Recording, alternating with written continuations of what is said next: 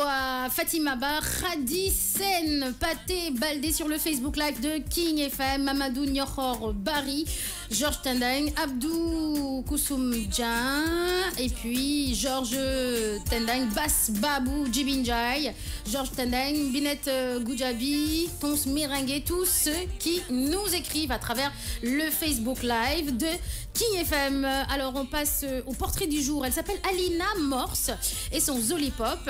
Elle a créé ses sucettes brosse à dents. Ça c'est pour le bonheur franchement des parents et puis des enfants qui vont allier sucettes, n'est-ce pas? Oui, et puis brossage de dents. Exactement. D'accord, bah, c'est parti pour le portrait Alina Morse. 1, 2, 3, portrait. Enfant patron. À 11 ans, Alina Morse a vendu pour $1 million de sucettes sans sucre avec Zolipops, ses sucettes brosse à dents. Sa passion pour les sucreries et l'interdiction de ses parents de ne pas trop consommer ou pousser, ont poussé Alina Morse à imaginer un bonbon délicieux et bon pour les dents.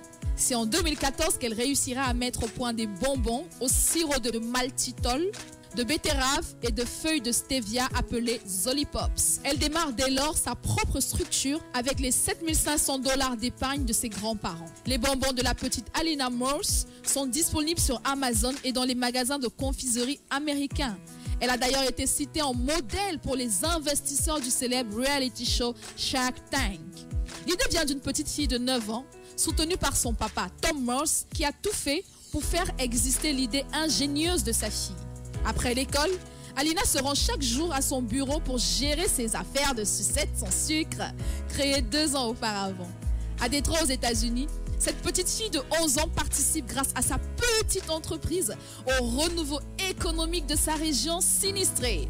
Alina est donc une business kid, à la tête d'une entreprise florissante de sucettes qui lutte contre les caries, un fléau qui touche les petits Américains. Son père, consultant en compléments alimentaires, est aux côtés de sa fille qu'il détient 51% de l'affaire.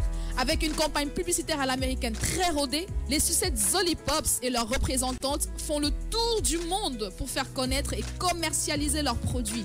Elle a eu l'idée de cette friandise quand un jour son père lui a refusé un bonbon. C'est là qu'elle se pose la question qui va changer sa vie. Je cite, « Mais pourquoi n'existe-t-il pas de bonbons qui fassent du bien aux dents ?» Bien décidée à ne plus se faire priver de bonbons, elle se dit « Pourquoi ne pas inventer une sucette qui ne favorise pas l'apparition des caries ? Les parents n'auraient plus de raison d'en priver leurs enfants. » Sans sucre, sans gluten et sans OGM, Zolipops fait le bonheur des enfants et des parents américains.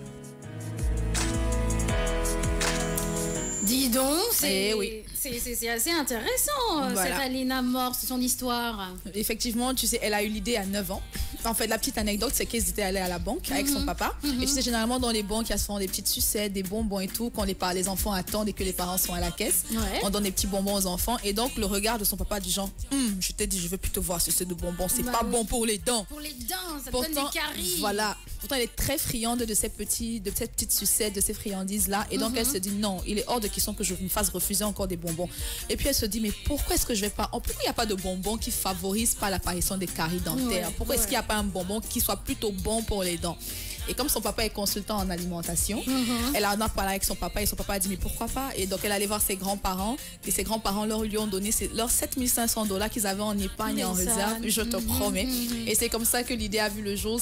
Ils ont développé l'idée pendant 2 ans et quand elle a eu 11 ans, elle faisait déjà $1 million de chiffre d'affaires pour ses bonbons.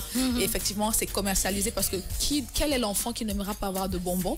Et quel est le parent qui n'aimerait pas donner une sucette à son enfant en étant sûr que le bébé n'aura pas de caries? Tout à fait. Donc ça a fait le tour du monde et voilà quoi. Aujourd'hui, elle, c'est la petite star, enfant patron, kids, business kids, à 11 ans. Laisse tomber, elle a ses bureaux pendant que les autres sortent de l'école et ils vont aller jouer à la marelle, aller jouer à... Elle va dans ses bureaux et elle a franchement, tous ses employés, c'est de grandes personnes, ce ne sont pas des kids. C'est vraiment des papas, des mamans et tout. Elle donne des directives comme un vrai patron. Est-ce que ça a été fait? Pourquoi ça n'a pas été fait? Elle a 11 ans et donc son papa dit, il la regarde, il est émerveillé quoi, parce que lui à 11 ans, il pensait à autre chose, mais surtout pas à monter une entreprise. C'est clair. En tout cas, c'est un exemple, hein. Comme quoi, si vous sentez que votre enfant il est créatif, si vous sentez que votre enfant vraiment il a un QI, un quotient intellectuel assez élevé, ben suivez-le dans ses projets, on ne sait jamais. Hein, peut-être qu'il veut accompagner-le, il peut révolutionner le monde de quelque chose. Elle a révolutionné le monde des bonbons et en même temps des caries. Des caries. Voilà. Donc, exactement. Donc à 11 ans, elle, de toute façon, comme on dit, quand il y a un problème, trouver une solution au problème. C'est la meilleure façon de participer à l'évolution du monde. Elle se dit pourquoi est-ce que je ne peux pas avoir mes sucettes parce que ça donne des caries. Ok, comment je fais pour avoir des sucettes qui ne donnent pas des caries? C'est là qu'est venue l'idée. Voilà. À 11 ans. À 11 ans, ben, on a quelques jeunes Africains qui sont comme ça vers 9, 13 ans, qui ont eu à créer des choses. Ben justement, ce serait bien que tu fasses le portrait d'un de ces jeunes Africains qui a créé quelque chose. Parce que je pense qu'il y en a j'en ai fait déjà 2 ici, mais il y en a d'autres. Il y en a plein. Hein. Il y en a honnêtement, plein. Ouais. Il y a beaucoup de petits génies et il faut les accompagner. Il faut vraiment qu'on les accompagne. Et tu sais, généralement, par exemple, en Europe, je ne sais pas comment ça se passe au Sénégal, mais en Europe, ça devait être impossible parce qu'en Europe, pour pouvoir monter une entreprise, il faut avoir au moins 16 ans. Les États-Unis, eux, ils sont pas comme ça. Tant que tu as du potentiel et tout, tu peux monter ton entreprise. Si elle avait été une petite Française, c'était impossible. Elle aurait dû attendre 16 ans pour pouvoir penser à mettre en place son entreprise.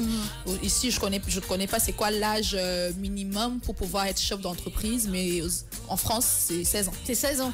D'accord, ok. Binet Goudiaby, créatif dès le bas âge, qui Boumagé, c'est-à-dire créatif dès le bas âge, mais lorsqu'elle va grandir, elle ira où? C'est-à-dire, serait quoi ses autres ambitions?